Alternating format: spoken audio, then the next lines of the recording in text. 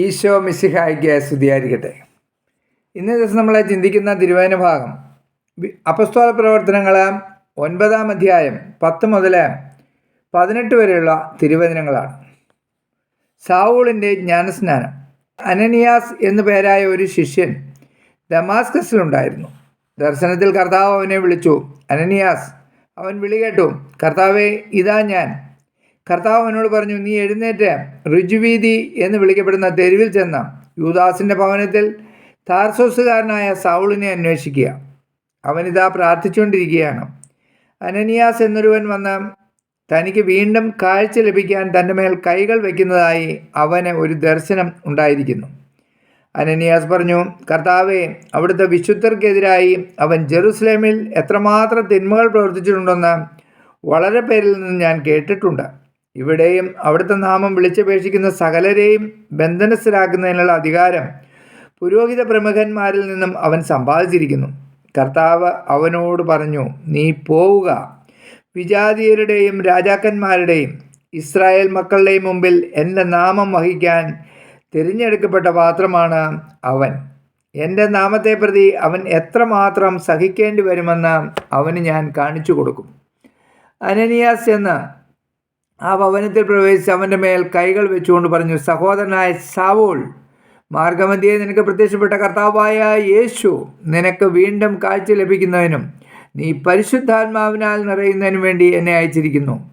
ഉടൻ തന്നെ ചെതമ്പൽ പോലെ എന്തോ ഒന്ന് അവൻ്റെ കണ്ണുകളിൽ നിന്നും അടർന്നു വീഴുകയും അവനെ കാഴ്ച തിരിച്ചു കിട്ടുകയും ചെയ്തു. അവൻ എഴുന്നേറ്റ് ജ്ഞാനസ്നാനം സ്വീകരിച്ചു. Praise the Lord.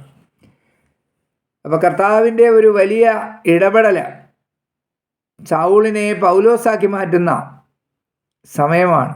അനനിയാസിനെ പറഞ്ഞുവിട്ട് കൈവയ്പ് ശുശ്രൂഷ വഴി നഷ്ടപ്പെട്ടു പോയ കാഴ്ച തിരിച്ചു കിട്ടുകയും ഉൾക്കാഴ്ച, ആന്തരിക നയനങ്ങൾ തുറന്നുകൊണ്ട് പാപത്തിൻ്റെതായ ആ ഒരു മൂടൽ, കാരണം ക്രിസ്തുവിനെ തിരിച്ചറിയാൻ അന്ധകാരമയം പൂർണ്ണമായി മാറിയാൽ മാത്രമേ ക്രിസ്തുവിനെ തിരിച്ചറിയാൻ സാധിക്കൂ. അപ്പോൾ ക്രിസ്തുവിൻ്റെ സ്നേഹം തിരിച്ചറിയാൻ തക്ക വിധത്തിൽ പരിശുദ്ധാത്മാവിൻ്റെ ഒരു പുത്തനഭിഷേകം സാവൂളിലേക്ക് വന്നപ്പോൾ അത് വിശുദ്ധ പൗലോസ് അപ്പോസ്തലനായി മാറി. അപ്പോൾ ഞാനും നിങ്ങളുമെല്ലാം ജ്ഞാനസ്നാനത്തിലൂടെ നമ്മുടെ ആദ്യ മാതാപിതാക്കളുടെ പാപത്തിൽ നിന്നും മോചിതരായി. അപ്പോൾ ഇതുപോലെ ഒരു ചെതമ്പൽ നമ്മളിൽ നിന്നും വിട്ടുപോയിട്ടുണ്ട്. പൗലോസ് അപ്പോസ്തലനെ സംബന്ധിച്ച് പൗലോസ് അപ്പോസ്തലൻ പരിശുദ്ധാത്മാവിനാൽ നിറഞ്ഞ് ക്രിസ്തുവിനെ വിളമ്പി മറ്റൊരു തീക്കട്ടയായി, തീപ്പന്തമായി പ്രശോഭിച്ച വ്യക്തിയാണ്. ഞാൻ ഒത്തിരി സ്നേഹിക്കുന്ന ഒരു വിശുദ്ധനാണ്. അത്രമാത്രം കർത്താവിന് വേണ്ടി സഹിക്കുകയും പീഡകളെ ഏറ്റെടുത്ത് സുവിശേഷത്തിന് സാക്ഷ്യം വഹിക്കുകയും ചെയ്ത വ്യക്തി. ഞാനും നിങ്ങളുമെല്ലാം വിളിക്കപ്പെട്ടിരിക്കുന്നത് ജ്ഞാനസ്നാനത്തിലൂടെ ഇതേ വിളി തന്നെയാണ്. എത്രമാത്രം എനിക്കും നിങ്ങൾക്കും ഇതിന് സാധിക്കുന്നുണ്ട് എന്നുള്ളതാണ് നാം ചിന്തിക്കേണ്ടത്. സഹനങ്ങളുണ്ട്. വളരെ വ്യക്തമായിട്ട് കർത്താവ് പറഞ്ഞിരിക്കുന്നുണ്ടോ, എൻ്റെ നാമത്തെ പ്രതി അവൻ എത്രമാത്രം സഹിക്കേണ്ടി വരുമെന്ന് അവന് ഞാൻ കാണിച്ചു കൊടുക്കും. അപ്പോൾ ജീവിതത്തിൽ ഒത്തിരി സഹനങ്ങളിലൂടെയാണ് ക്രിസ്തുവിനെ മറ്റുള്ളവരിലേക്ക് എത്തിക്കുന്നത്. അല്ലാതെ സുഖവും സമൃദ്ധിയിൽ ബെൻസ് കാറിൽ വന്നിട്ട് നമ്മൾ സുവിശേഷം പറയുകയല്ല ചെയ്യുന്നത്. അല്ലെങ്കിൽ അതുപോലത്തെ വലിയ ഉന്നത സ്ഥാനങ്ങളിൽ ഇരുന്നുകൊണ്ടുള്ള സുവിശേഷ പ്രഘോഷണ മേഖലയല്ല ഈശോ പറഞ്ഞത്. സഹന വഴികളിലൂടെ, ആ ഇടുങ്ങിയ പാതയിലൂടെ യാത്ര ചെയ്തുകൊണ്ട് താൻ കണ്ടുമുട്ടിയ യേശുവിനെ മറ്റുള്ളവർക്ക് വിളമ്പിക്കൊടുക്കുക.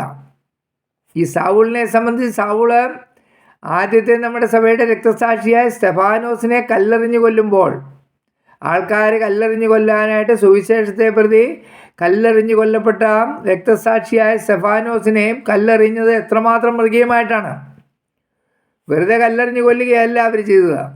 അവരവരുടെ വസ്ത്രങ്ങൾ സാവൂൾ എന്ന് പറഞ്ഞാൽ നമ്മുടെ വിശുദ്ധ പൗലോസിൻ്റെ അടുക്കൽ ഊരി വെച്ചിട്ടാണ്, തുണിയില്ലാതെ വന്നിട്ടാണ് കല്ലെറിയുന്നത്. എത്രമാത്രം മ്ലേച്ഛമായ ഒരു കാര്യമാണ് സത്യത്തിൽ ആ ഒരു സുവിശേഷകൻ, കർത്താവിൻ്റെ ആ മകൻ അനുഭവിച്ചതെന്ന് ആലോചിക്കുക. പക്ഷെ അവിടെയെല്ലാം സ്തെഫാനോസ് കണ്ടതെന്നാ? സ്വർഗം തുറക്കപ്പെട്ടിരിക്കുന്നതാണ്. നമ്മളെ ആരെങ്കിലും കല്ലെറിഞ്ഞാൽ നമുക്ക് കാണാൻ പറ്റുമോ സ്വർഗം തുറന്നിരിക്കുന്നതും ദൈവദൂതന്മാർ കയറി ഇറങ്ങുന്നതും ഈശോ അവിടെ ഇരിക്കുന്നതൊക്കെ കാണാൻ പറ്റുമോ? നമ്മൾ കല്ലെറിയുന്നവരുണ്ട്, നമ്മൾ തിരിച്ച് കല്ലെറിയുകയല്ലേ നമ്മൾ ചെയ്യുന്നത്. ചിന്തിച്ച് നോക്കണം. ഇല്ലെങ്കിൽ നമ്മൾ ആ റൂട്ട് മാറിപ്പോവും. ശരിയല്ലേ? അവനെ നമ്മളൊരു ശത്രുവായി കാണും. അവന് വേണ്ടി പ്രാർത്ഥിക്കാനും കർത്താവ് അപ്പം തന്നെ പ്രാർത്ഥിക്കുന്നുണ്ട് സ്തെഫാനോസ്, ഈ കുറ്റം ഇവരുടെ മേൽ ആരോപിക്കരുതേ. കാരണം സുവിശേഷത്തെ പ്രതി പീഡ സഹിക്കുകയാണ്. സുവിശേഷത്തെ പ്രതിയല്ല, പീഡകളെന്ന് കേൾക്കുമ്പോൾ തന്നെ ആൾക്കാർക്ക് അലർജിയാണ്. ശരിയല്ലേ? കുഞ്ഞു പീഡകൾ വന്നാൽ പോലും അതിനെ അതിജീവിക്കാൻ നമുക്ക് സാധിക്കുന്നില്ല. അത് എവിടെ കൊണ്ടുപോയി അവസാനിപ്പിക്കാം, ആ കുരിശ് എവിടെ ഒഴിവാക്കാമെന്ന് വിചാരിച്ച് നമ്മൾ ഓടുകയാണ്. അങ്ങനെ തട്ടിപ്പുമായിട്ട് കുറേ ആൾക്കാർ ഈ ഭൂമിയിലുണ്ട്. ഇപ്പം ശരിയാക്കി തരാമെന്ന് പറഞ്ഞിട്ട് അവിടെ പോയി ചെന്ന് വീഴുകയാണ്. അവിടെ എന്ത് വേണേലും എടുക്കും. ഉടമ്പടിയോ കിടമ്പടിയോ തടമ്പടിയോ എന്ത് പണ്ടാരം പറഞ്ഞാലും എവിടെ നിൽക്കുന്നു നമ്മുടെ വിശ്വാസം? ചിന്തിച്ചു നോക്കുക, ആഴമായി ചിന്തിക്കുക. കാരണം ക്രിസ്തുവിനെതിരെ ജീവിച്ചിരുന്ന വ്യക്തിയായിരുന്ന സൗള് ആ ഒരു അവസ്ഥയിൽ നിന്നും ക്രിസ്തുവിനെ വിളമ്പാൻ തുടങ്ങിയ ആ വ്യക്തി ജ്ഞാനസ്നാനത്തിലൂടെ പരിശുദ്ധാത്മാവിൻ്റെ അഭിഷേകത്താൽ അനേകരിലേക്ക് സുവിശേഷം എത്തിച്ച വ്യക്തി, സഹനങ്ങളിലൂടെ ക്രിസ്തുവിനെ വിളമ്പിയ വ്യക്തി. എനിക്കും നിങ്ങൾക്കും അത് സാധിക്കണം. അതിനുവേണ്ടി നമുക്ക് യത്നിക്കാം. ഈ ലോകത്തിൽ നമ്മൾ എന്തെല്ലാം നേടിയാലും അതൊന്നും കൊണ്ട് കാര്യമില്ല സഹോദര സഹോദരി. ഇതൊന്നും നമുക്ക് കൊണ്ടുപോകാൻ പറ്റില്ല. പറ്റുമോ? നമുക്കാകെ കൊണ്ടുപോകാൻ പറ്റുന്നത് നമ്മുടെ നല്ല പ്രവൃത്തികളും നമ്മൾ ചെയ്തിട്ടുള്ള ദുഷ്ടതയുമാണ്. അപ്പോൾ ഏത് കൊണ്ടുപോകണമെന്ന് നിശ്ചയിക്കുക. നന്മ ചെയ്ത ഈശോയുടെ കൂടെ നമുക്ക് നിത്യമായ ആ ജീവിതത്തിലേക്ക് കടന്നു പോകുന്നതല്ലേ നല്ലത്. അവിടെ നിന്നാണ് നമ്മൾ വന്നത്, അങ്ങോട്ട് തന്നെ തിരിച്ചു പോകാം. ഈശോ നിങ്ങളെല്ലാവരെയും സമൃദ്ധമായി അനുഗ്രഹിക്കട്ടെ. ഈ തിരുവചനത്തിൻ്റെ അനന്തമായ ശക്തി, വിശുദ്ധ പൗലോസ് അപ്പസ്തോലനിലേക്ക് കടന്നു ചെന്ന പരിശുദ്ധാത്മാവിൻ്റെ അനന്തമായ ശക്തി ഇത് ശ്രവിച്ചുകൊണ്ടിരിക്കുന്ന എല്ലാ മക്കളുടെയും അവരുടെ കുടുംബങ്ങളുടെ മേലും ആവസിക്കട്ടെ എന്ന് പ്രാർത്ഥിക്കുന്നു. ആമേൻ.